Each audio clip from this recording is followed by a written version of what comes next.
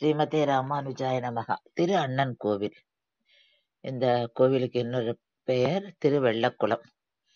திருநாங்கூர்ல 11 திவ்ய தேசங்கள் இருக்கு. அதுல ஒரு திவ்ய தேசம் இது. திருமங்கை ஆழ்வாரால மங்களாசாசனம் பண்ணப்பட்டது. இங்க எழுதியிருக்கும் பெருமாள் அண்ணன் பெருமாள். அதனால்தான் இந்த ஊர் கோவிலுக்கே அண்ணன் கோவில்ன்ற பேரு.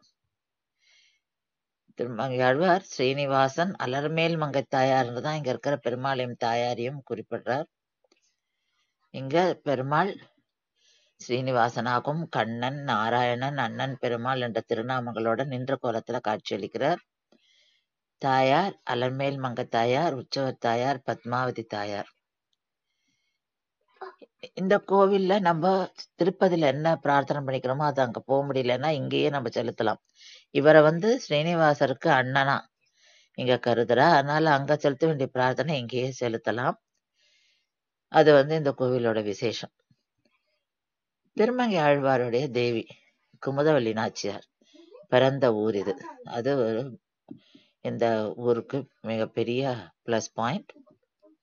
பெருமாள் ஸ்வேதராஜனுக்கு பிரத்யக்ஷம். அதே மாதிரி ஸ்ரீ மணவாள மாமுனிகளுக்கும் இங்க பெருமாள் பிரத்யக்ஷமாக காட்சி அளித்தார். தாயும் பெருமாளும் இங்க சேர்ந்து தரிசனம் கொடுப்பார். அடுத்த வீடியோல நம்ம இன்னொரு கோவிலை சேவிக்கலாம். ஸ்ரீமதே ராமானுஜாய நமஹ.